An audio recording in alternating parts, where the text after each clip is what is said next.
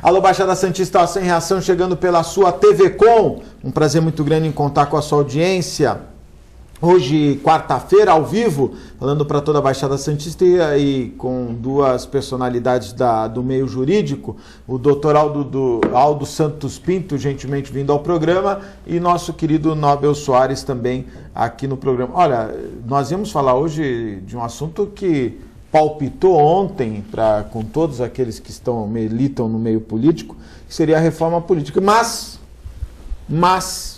logo cedo, todos nós fomos surpreendidos com a prisão do José Maria Marinho, ex-governador, inclusive já foi governador de São Paulo, ex-governador de São Paulo.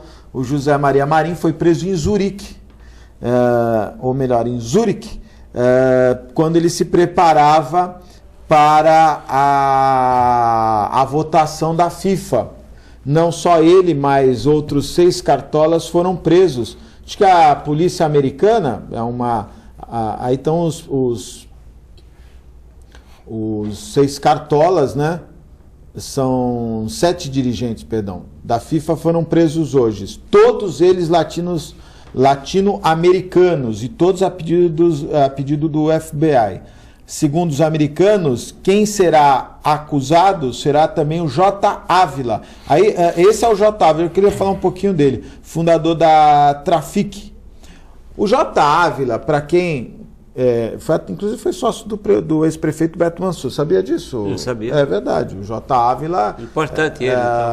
Como? Importante. Sim, o J. Ávila teve muitos negócios na área de televisão. Emissoras de televisão da Rede Globo, enfim. E se dedicou na área esportiva e passou a ser o principal interlocutor com os clubes, né? A Trafic, por muito tempo, comercializou as placas, a propaganda nos estádios. E toda essa operação tem como ponto de partida uma delação premiada que o J. Ávila assinou nos Estados Unidos no dia 12 de dezembro. E a partir daí, ali inclusive, ele devolveu uma vultuosa quantia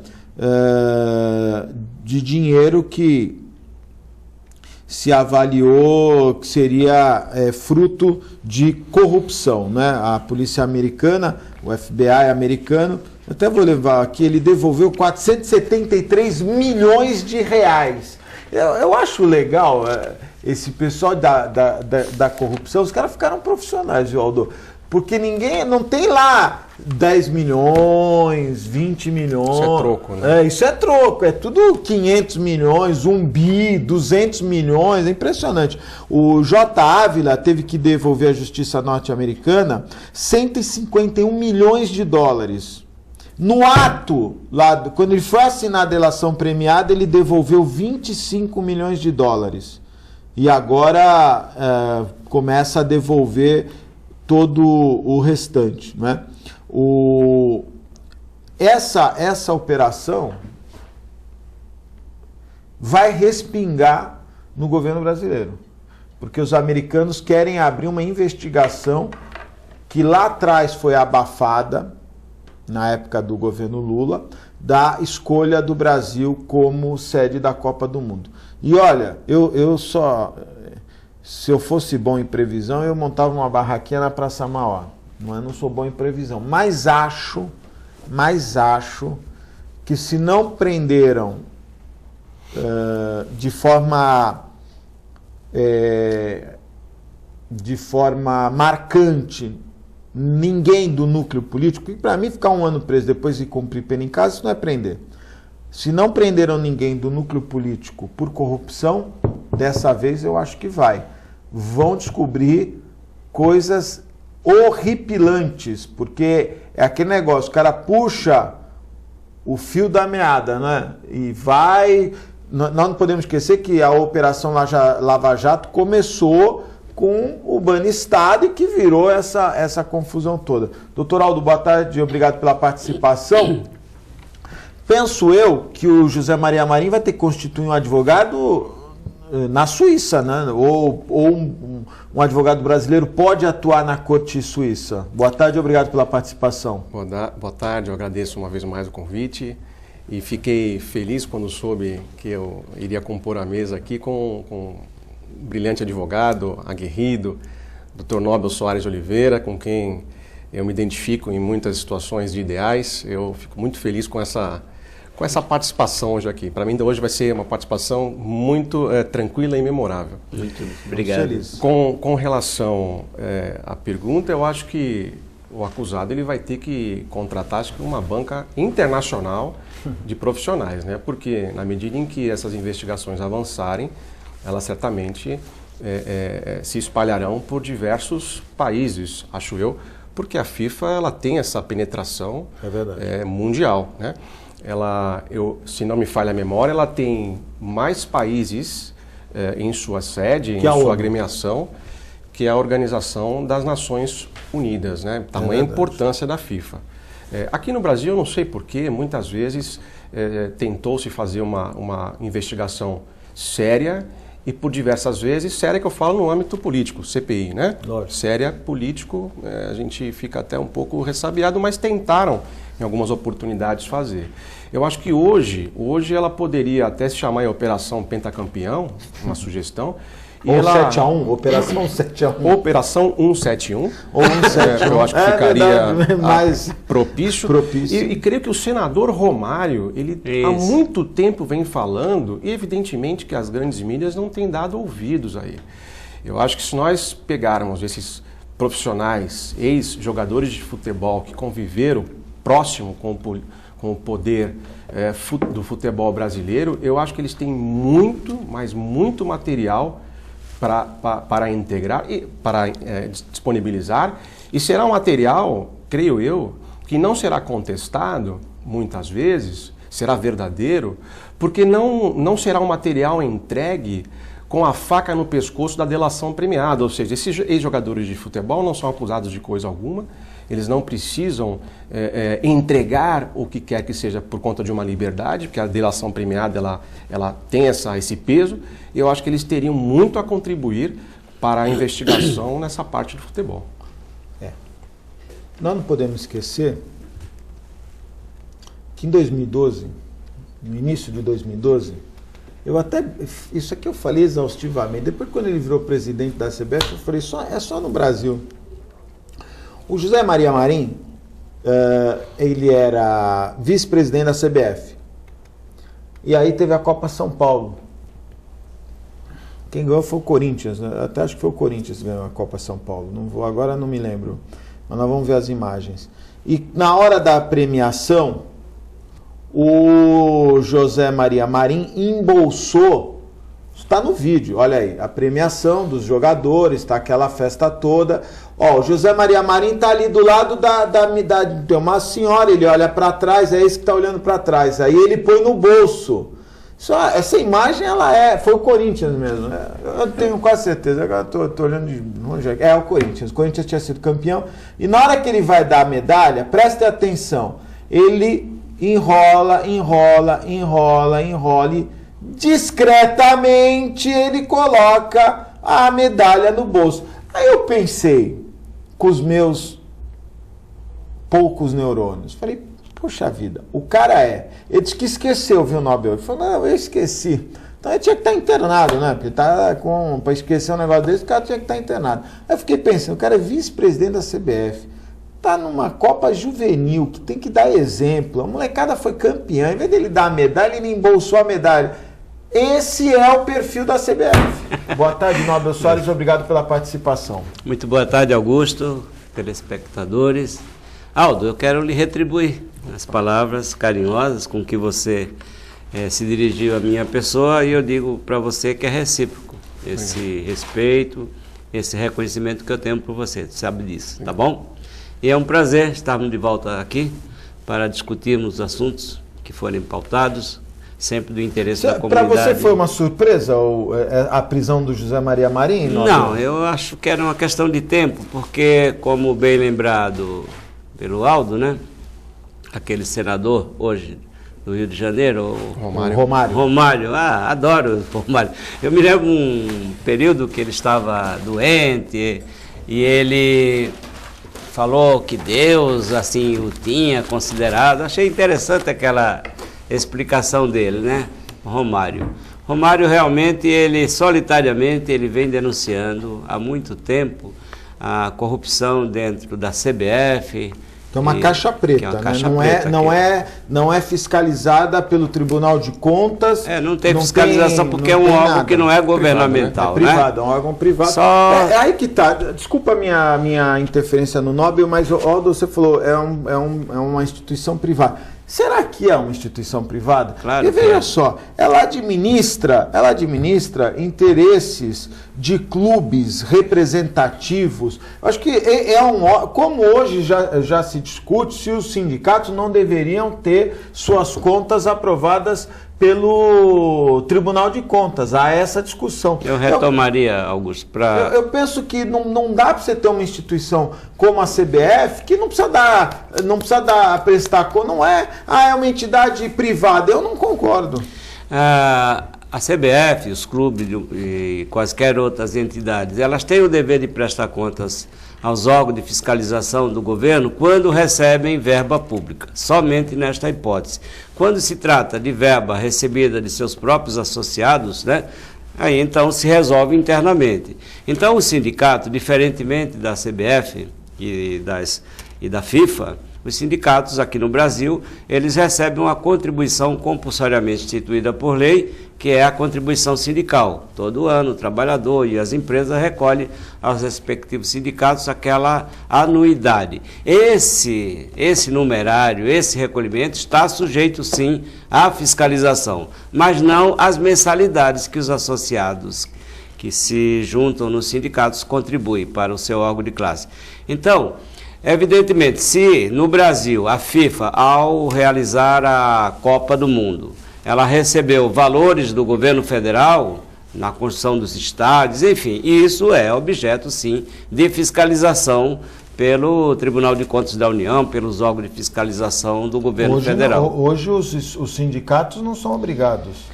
Eu digo, se houver uma denúncia de irregularidade na aplicação da contribuição sindical e não da mensalidade do associado, este fato é sim suscetível de fiscalização pelos órgãos do governo federal, no caso. Haver denúncia, evidentemente.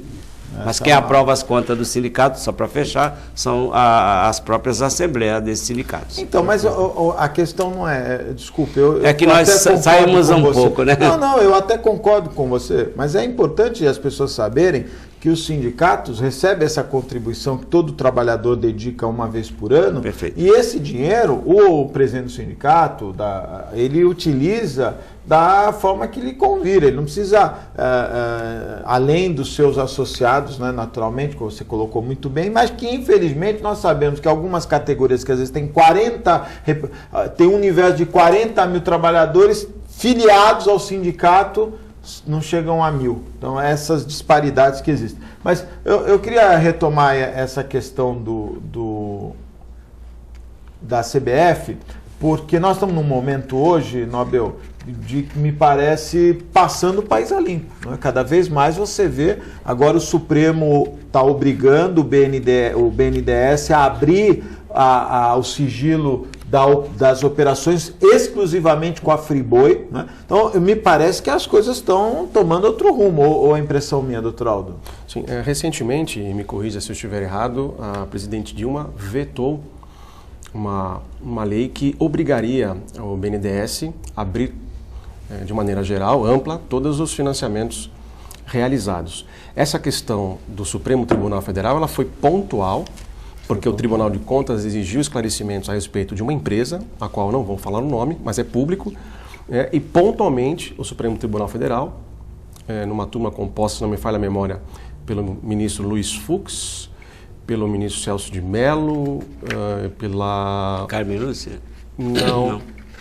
Enfim, mas foi por unanimidade, decidiu neste caso pontualmente que as informações sim devem ser repassadas para o Tribunal de Contas da União. Então, esse caso específico foi analisado... que a gente possa saber exatamente aonde o dinheiro do BNDES está sendo... Esse caso específico, ele foi pautado dessa forma. Muito bom. Olha, ontem, para surpresa... Até eu estava conversando com o Aldo antes, ele disse que achava que realmente iria acontecer o que aconteceu. O PMDB não conseguiu vingar com a ideia do distritão. Eu acompanhei parte da votação, imaginava que o PMDB conseguiria esta reforma. E aí, não vou entrar, eu já disse aqui, eu falo, alguém pode dizer que está falando por causa própria, mas eu acho que o mais votado é que tem direito. Não adianta, não há regra melhor do que aquela que dá oportunidade àqueles que têm mais votos. Aí colocaram financiamento de campanha, a questão de que o distritão poderia gerar só os candidatos ricos. Olha, é melhor que sejam os mais votados e as pessoas tenham a oportunidade de saber que aquele mais votado ganha a eleição, porque hoje você não consegue explicar para ninguém por que um cara teve 3 mil votos e entrou, e o outro teve 1.000 votos, aliás, 3 mil votos e não entrou, e o outro teve 1.000 votos e entrou. E essa ideia de que dá um equilíbrio é mentirosa, na minha opinião. Não consegue, não é o coeficiente eleitoral que vai dar equilíbrio. Equilíbrio daria num financiamento público que também não passou. Ok, eu vou primeiro ouvir o Nóbrega, depois quero ouvir o Dr. Aldo. Você acompanhou essa... Quer dizer, os deputados não querem que mude, continua tudo como antes no quartel de Abrantes. É exatamente isso. O presidente da Câmara, o deputado Cunha, ele sintetizou de uma forma assim, bastante clara que os deputados foram eleitos nesse sistema e não pretendem alterar, porque isso poderia concorrer para dificuldades futuras na sua reeleição. É a proporcionalidade. O eleitor muitas vezes indaga, mas como se admite que aquele Enéas e recentemente o palhaço Tiririca, o próprio Celso Russomano, eles têm milhões de votos e com ele no partido, né, ele elege outros candidatos que, no caso mais típico, que foi o caso do Enéas, ele elegeu um sujeito que morava no Rio de Janeiro, transferiu o título para São Paulo. E teve 300 votos. 200 e pouco. 280 votos, se elegeu deputado federal, enquanto outros com 80 mil, 100 mil, 150 mil não se elegem. Quer dizer, não cabe na cabeça de ninguém. Então, Augusto, de certo modo, é correta essa crítica que você faz, como alguém sem votação vai nos representar, né, naquele colegiado, enquanto outros que tiveram uma votação expressiva não conseguiram chegar lá. É porque o sistema que o Brasil adota é da proporcionalidade e da soma dos votos dados aos candidatos de um mesmo partido ou coligação. Então os votos são carreados para essa legenda e depois é dividido os votos pelo número de eleitores que seria necessário para eleger cada um dos membros da Câmara, do Senado não, da Câmara Federal, estaduais e câmaras municipais. Encontrado o coeficiente, então vamos ver em cada uma dessas coligações ou partidos individualmente quantas vezes aquele coeficiente existe. Então, digamos, Santos, para eleger um vereador, supostamente precisa de 13 mil votos.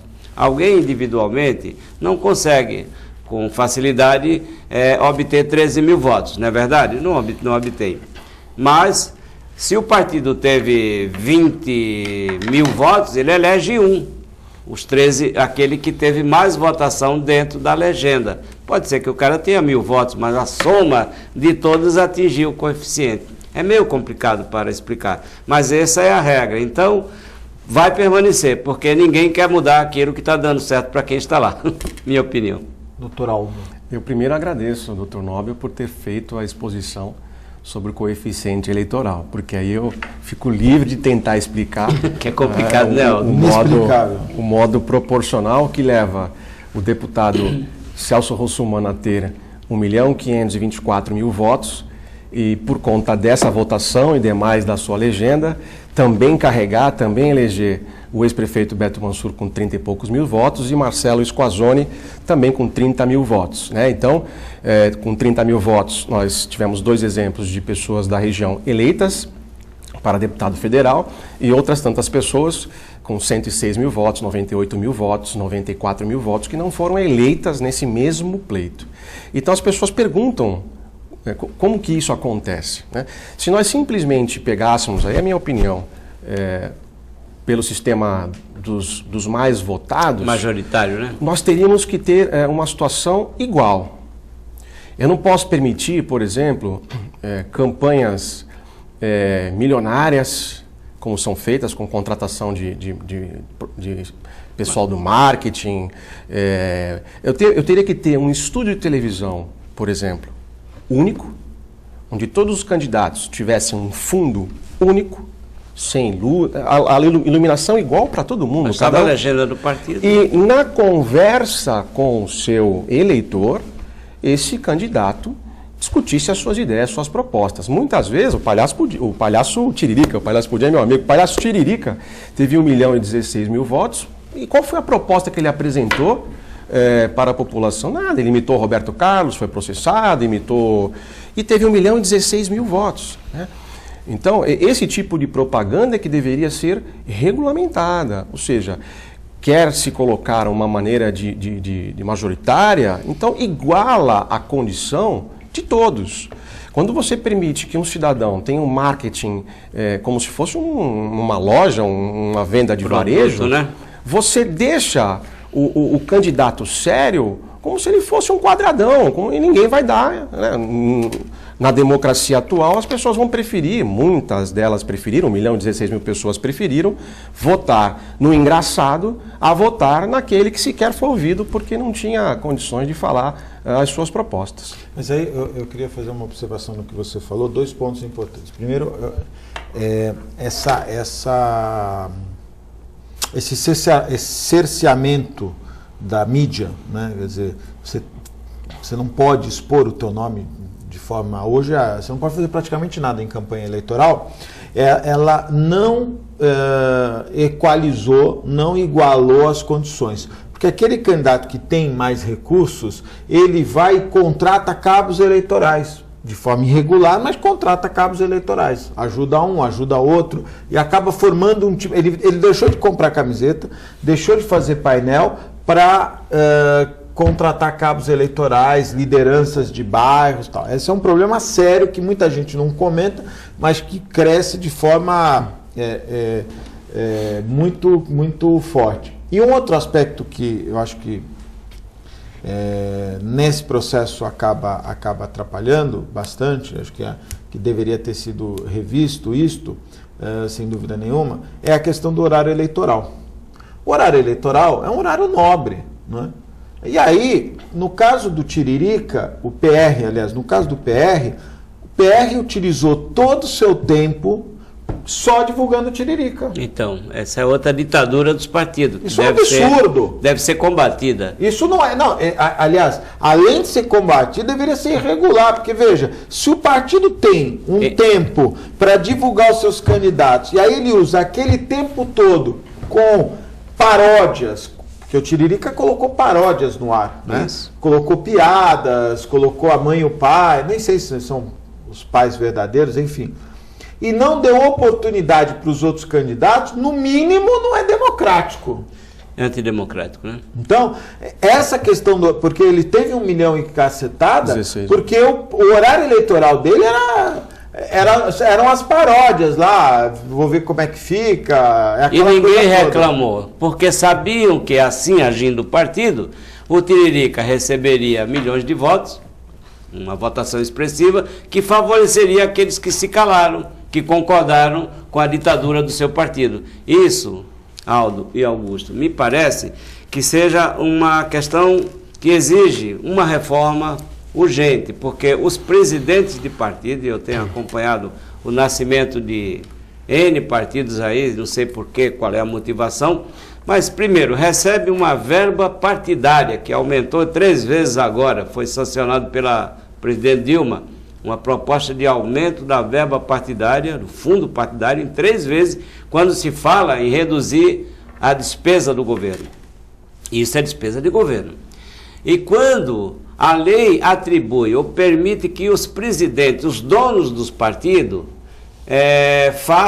administrem da forma que melhor lhe convier, não do interesse político, de mostrar para o eleitor quem são os seus candidatos, que porventura serão eleitos. Não, eles escondem os que estão por trás do palhaço, no caso do Tiririca, para que Só o Tiririca faz aquelas brincadeiras, o povo descontente com a política muitas vezes aprovam esse tipo de coisa, é uma forma de protesto, eu até entendo assim, não de aprovação, mas de protesto, mas termina se jogando contra a própria população.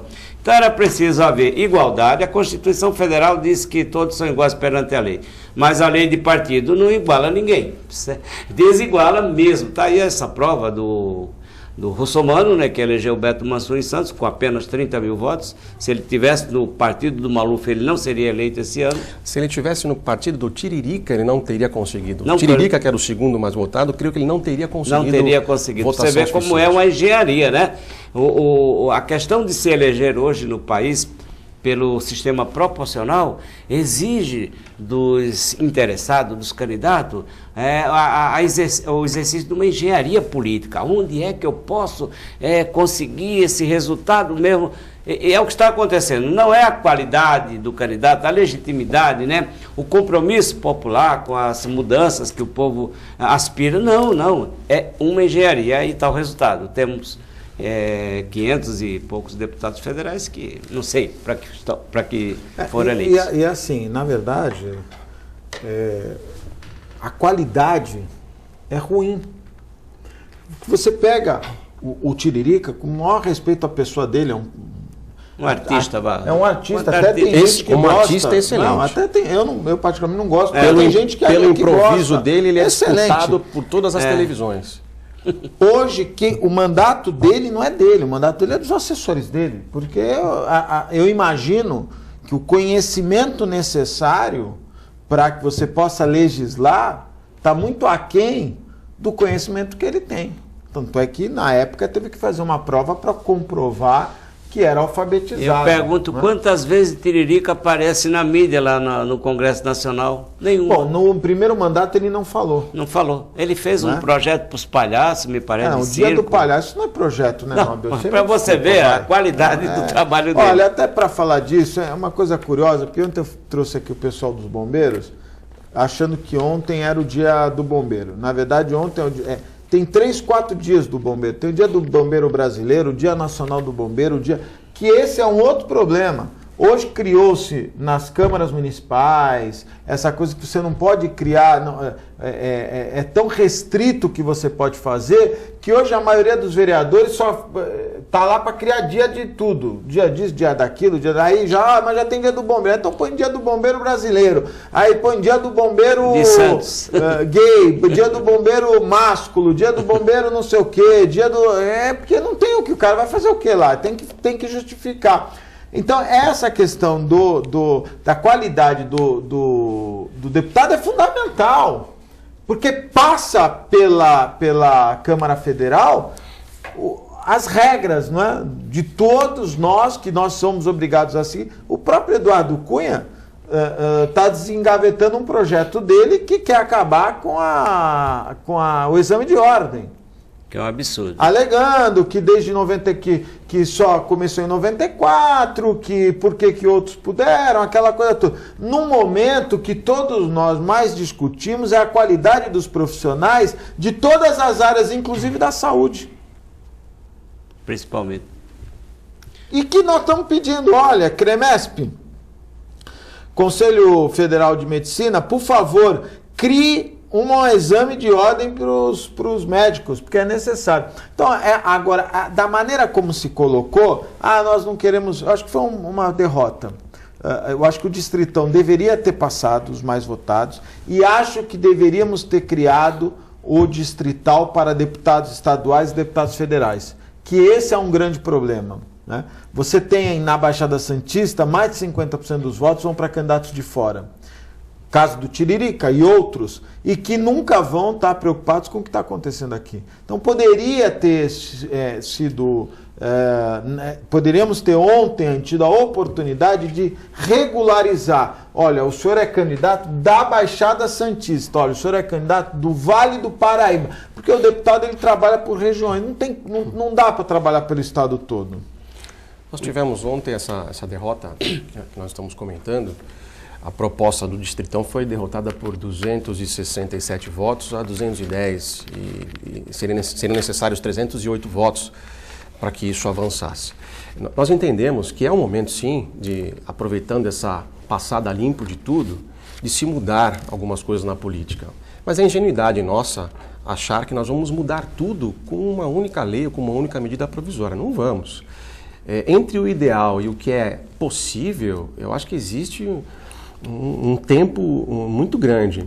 Na minha modesta opinião, o que nós poderíamos começar a fazer é essa questão que nós já abordamos aqui, de se igualar à exposição dos candidatos, para que ao invés de fazer piada, né, eles façam a exibição de suas propostas, né? Você falou, Augusto, que muitas vezes o candidato ele deixou de comprar a camiseta, mas ele está comprando o cabo eleitoral de alguma maneira. Essa é a nossa sociedade, nós temos que denunciar isso, né? Então a sociedade ela aceita esse tipo de corrupção, e essa mesma sociedade quer acabar com corrupção.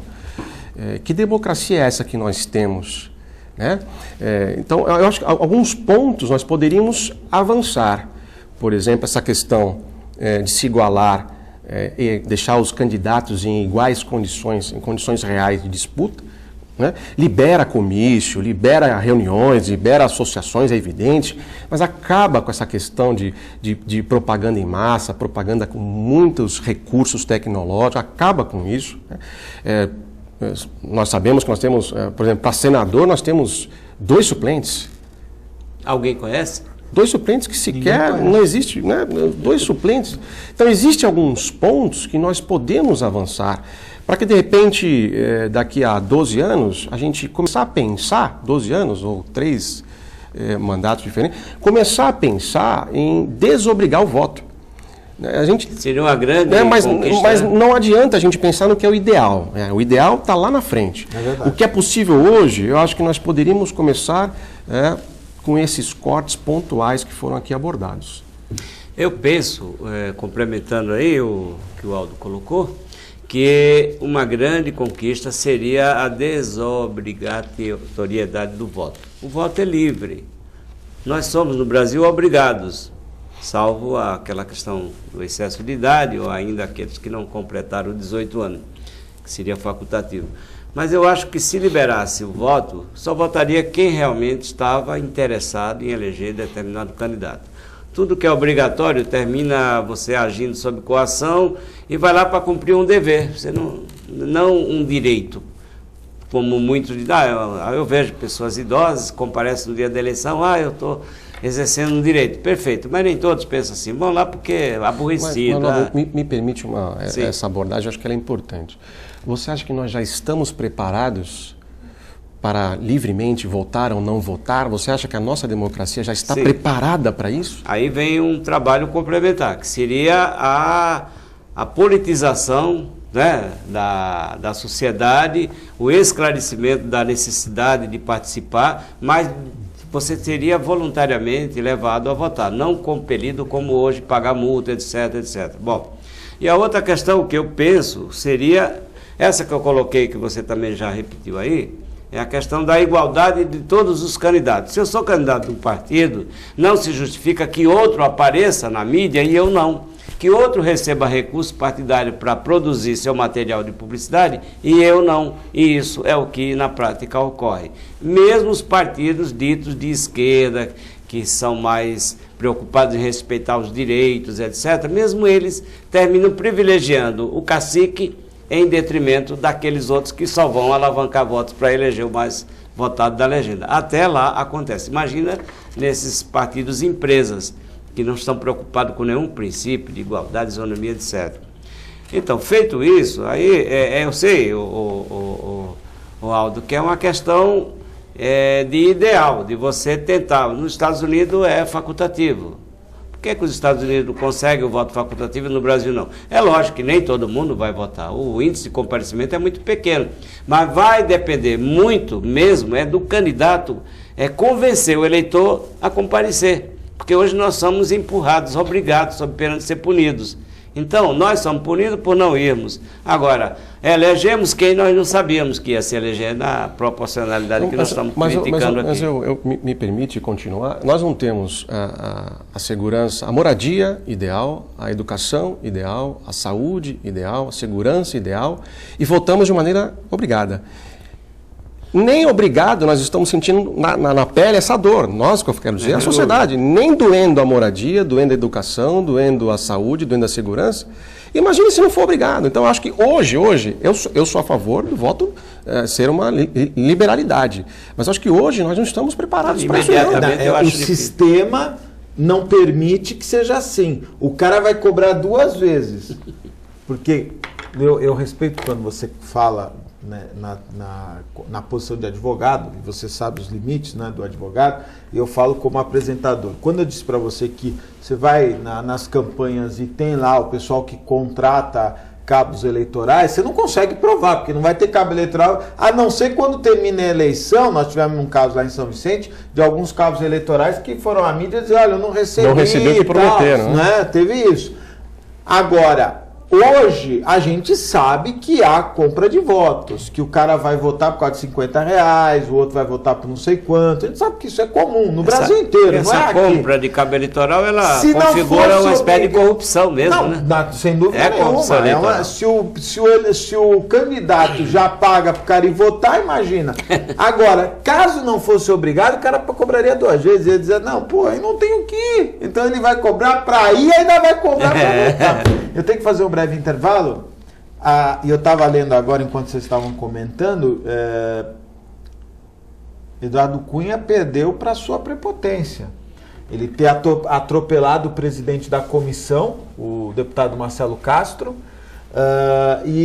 de acordo com os setoristas da Câmara Federal, ele teria perdido de 40 a 50 votos de deputados em razão desta humilhação de ter mudado o presidente da comissão e ter pulado a votação dentro da comissão, ter ido direto para o plenário. E que o deputado Marcelo Castro distribuiu panfletos ontem, e que de 40 a 50 deputados solidários à atitude do... Foi vexatória Foi vexatória. A palavra que foi utilizada foi essa, vexatória. Nós vamos fazer um breve intervalo, é muito rápido, fique aí, eu volto já.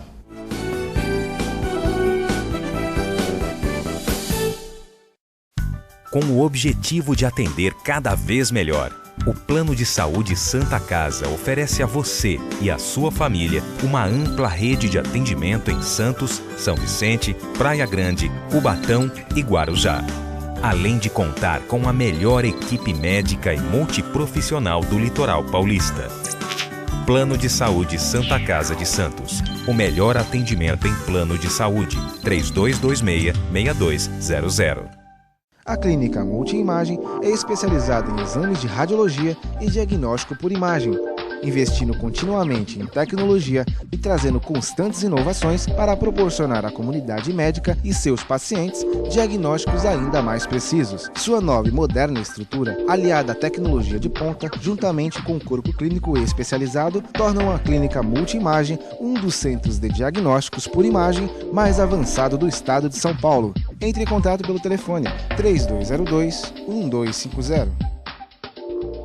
Existe um lugar em Santos onde você encontra os empreendimentos mais fascinantes da região. Um lugar amplo, aconchegante, feito para oferecer o melhor atendimento para você. Um lugar que reúne as melhores opções residenciais e comerciais nos bairros mais nobres de Santos. Um lugar que a gente nem precisava dizer, porque você já sabe. Central de Vendas Grupo Mendes, Rua Guaiaó 55, Aparecida. Venha fechar um bom negócio para abrir as portas do seu novo lugar.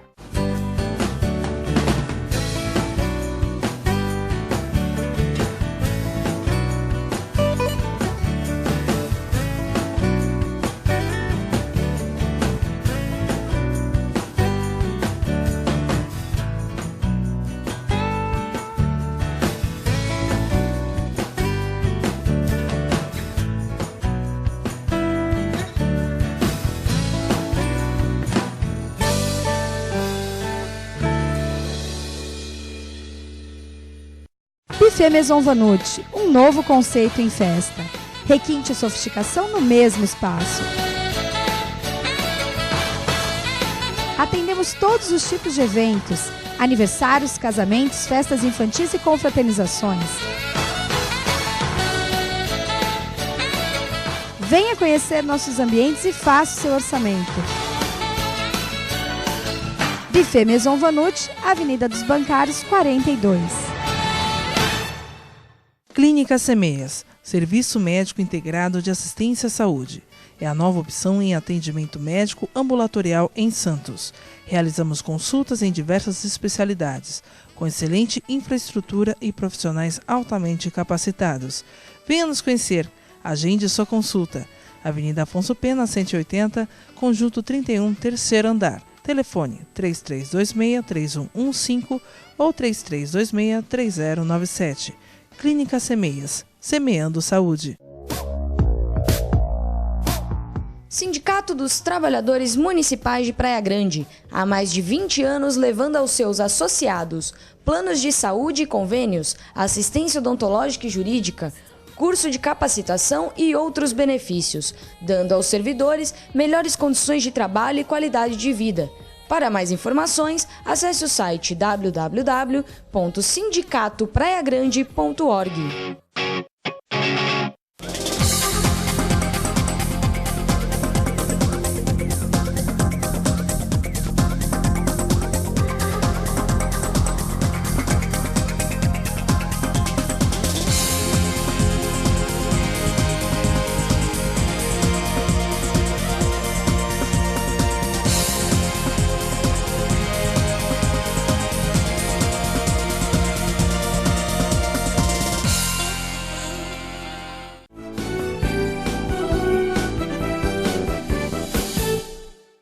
Estamos de volta ao vivo, um abraço especial, meus amigos da Ozan, 32288000, acesse o site www.ozan.com.br.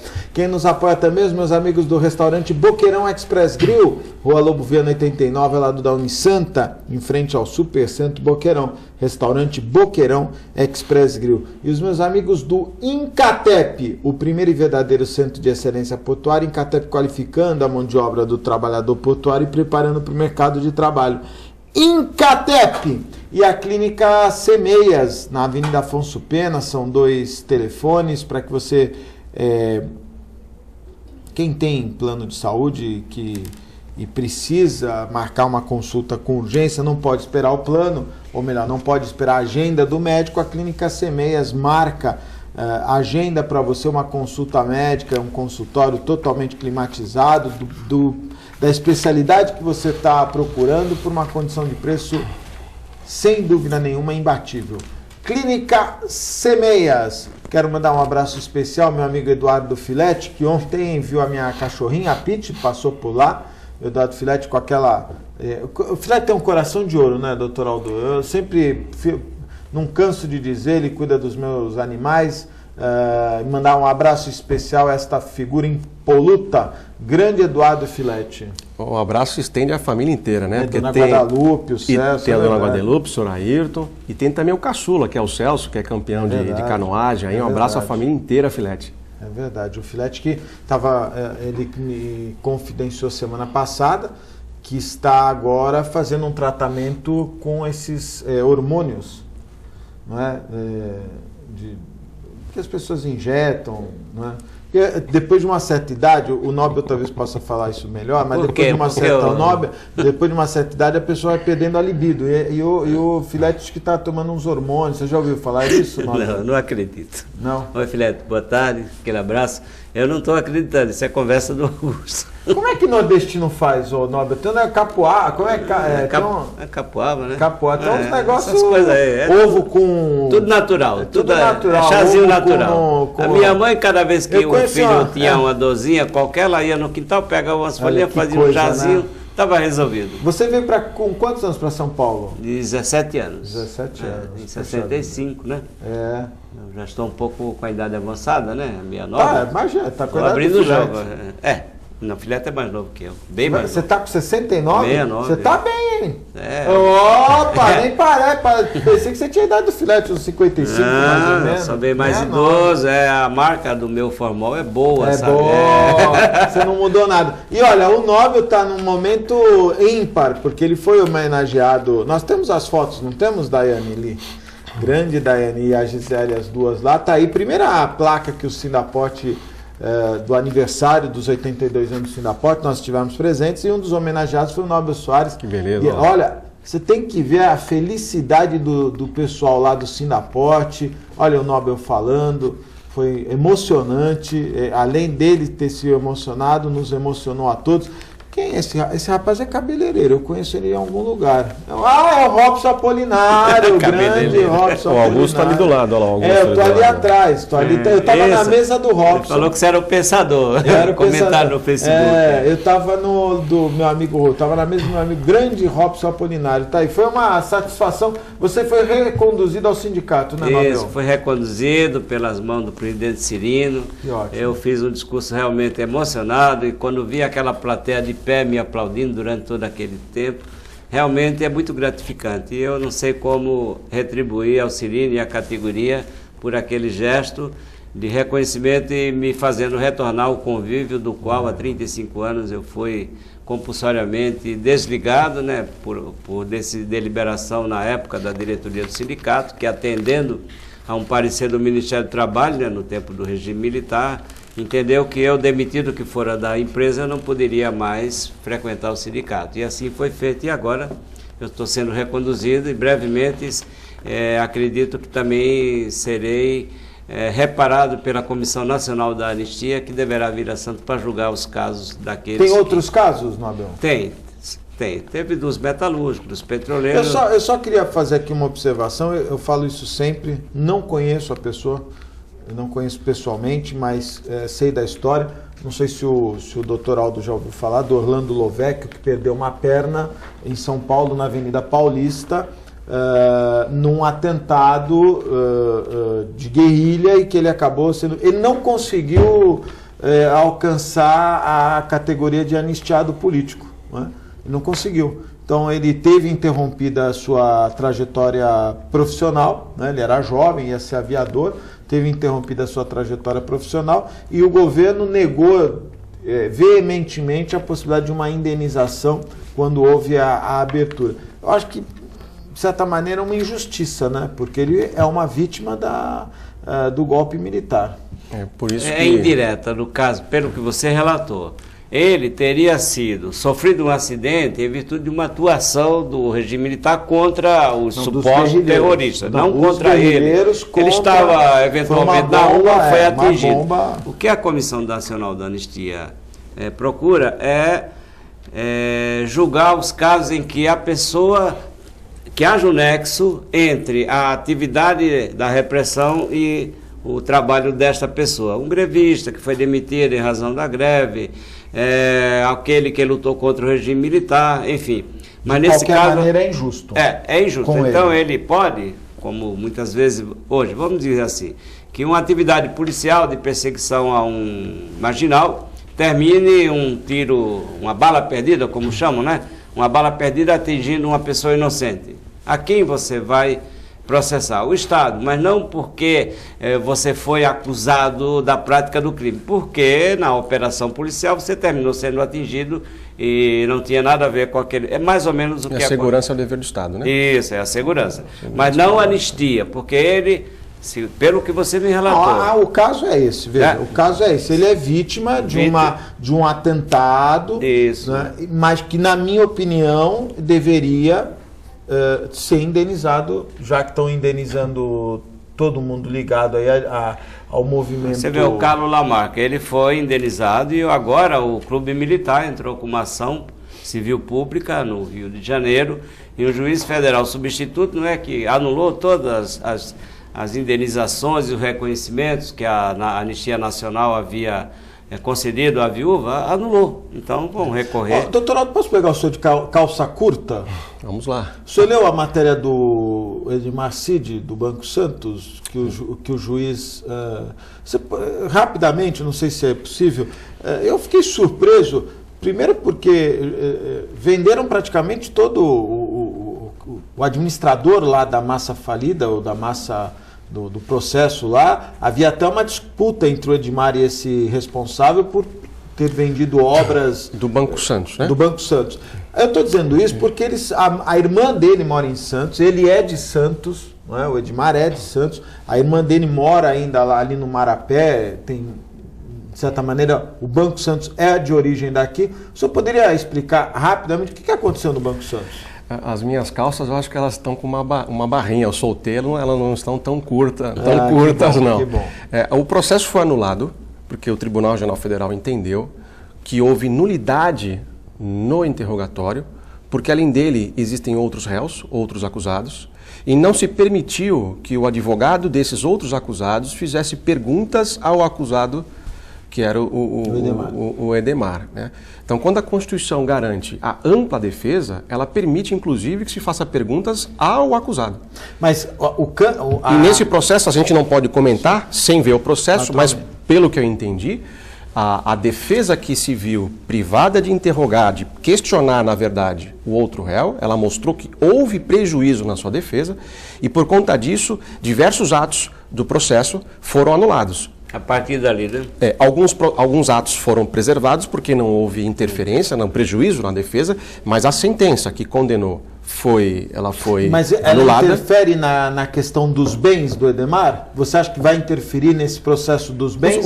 Os bens dependem da decisão final. Da decisão final. Enquanto não tiver decisão final... E ele pode, no futuro, entrar com uma ação. Então, se reverter de uma maneira muito surpresa... Apenas anulou. Não significa dizer que ele vai ser absolvido. Não, naturalmente. Anulou, retoma o processo com o interrogatório. São mais 20 anos. Não é do zero. Alguns atos foram preservados, mas o interrogatório certamente terá que ser refeito. Nobel, você teve um episódio nesta semana que surpreendeu a todos, não é? A Prefeitura tem feito força-tarefas em vários lugares da cidade para combater estabelecimentos irregulares e também combater estabelecimentos que vendam comida, enfim. Imprópria. E teve um caso aí de 2 quiosqueiros que, na sua opinião, foi feita de forma arbitrária a prisão? Exato. Veja bem, o prefeito municipal, no dia 19 agora de maio, ele editou um decreto criando essa força-tarefa para... com a reunião de diversos agentes públicos de órgãos distintos, Estado, município, enfim, surpreender estabelecimentos comerciais que, porventura, tenham em seu depósito ou vendendo produtos impróprios para consumo. Aconteceu a presença dessa força-tarefa naqueles quiosques de fronte à igreja do Embaré, no dia 21, por volta de 21 horas. Então, os fregueses que ali se encontravam foram surpreendidos com a presença de 75 guardas municipais com suas viaturas, piscando. Polícia Militar. 75? 75, está no site da Prefeitura. Ah, tá. Eu estou reproduzindo o que está no site. É que é bastante gente. Polícia Militar, e com suas viaturas. Polícia Civil, inclusive com um delegado de polícia coordenando a ação, Vigilância Sanitária, diversos agentes da Prefeitura que trabalham na Vigilância Sanitária, Companhia de Engenharia de Tráfego. Acredito que pelo menos uns 200 agentes públicos estavam ali mobilizados para quê? Para fiscalizar comerciantes individuais que têm uma concessão da Prefeitura para vender lanches ali ao público que ali comparece. E no momento da atuação desses agentes, resolveram então apreender e destruir uma série de produtos alimentícios destinados à elaboração dos lanches, né, do sanduíche. Foi queijo, carne e outros produtos. Alegaram os fiscais que esses produtos estavam vencidos e sem informação da sua origem. E, portanto, resolveram jogar no lixo e jogar cândida sobre eles para torná-los impróprios para consumo. fizeram um boletim de ocorrência e, na oportunidade, aplicaram diversas multas por expor produtos sem condição de uso, segundo a versão da Vigilância Sanitária, e o delegado de Polícia Civil, que coordenava esse grupo, essa força-tarefa, encaminhou 2 dos proprietários de quiosques ao 3º Distrito Policial naquela noite, onde foram presos em flagrante delito.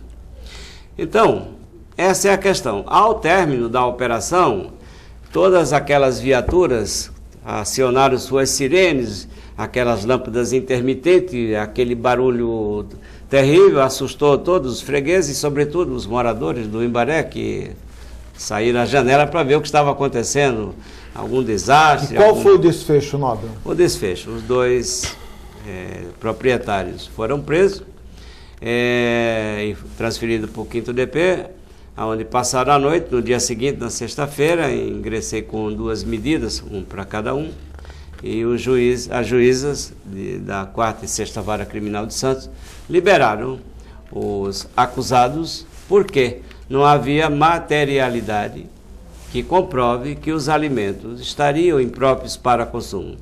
A questão que eu quero levantar aqui, Augusto, é o risco que as pessoas sérias, as pessoas que trabalham, que produzem, que contribuem neste município, estão se submetendo, porque agentes públicos investidos na condição de poderes divinos entendem que um produto que você está oferecendo ao seu consumidor está impróprio. Só que a jurisprudência, inclusive do STJ, eu trouxe aqui, se fosse objeto de discussão, ela entende que é imprescindível para comprovar que o produto... Tinha que estar o produto alegado, não é isso? Não, o produto tem que ser vistoriado por laudo pericial. Muito para comprovar... Isso não aconteceu. Não, eles jogaram fora. Não Ou pode, seja, né? a minha opinião, pode ser que eu esteja errado, é que os fiscais e a polícia, todos aquele grupo, aquele aparato...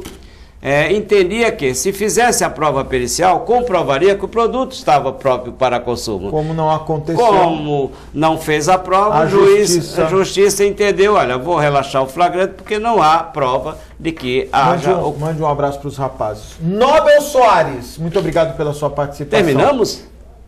Não, 2h15. Olha ali, encerrar estourou, Nobel. Quando o programa é bom, é assim mesmo, Nobel. ele passa rápido. Que pena, né? Estava indo tão bem, né? Augusto, obrigado. Olha lá, tá vendo aquelas meninas pulando ali desesperadas no vidro? Tá bom. Muito obrigado, Nobel. Obrigado, Doutor Aldo. Obrigado, Aldo. Santos Pinto, muito obrigado pela participação, viu? Eu é que agradeço. A você, telespectador, muito obrigado pela audiência. Nós voltamos amanhã, às 1h15 da tarde, ao vivo, direto aqui dos estúdios da TV Com. Um forte abraço e até amanhã, se Deus quiser, e Ele há de querer. Tchau.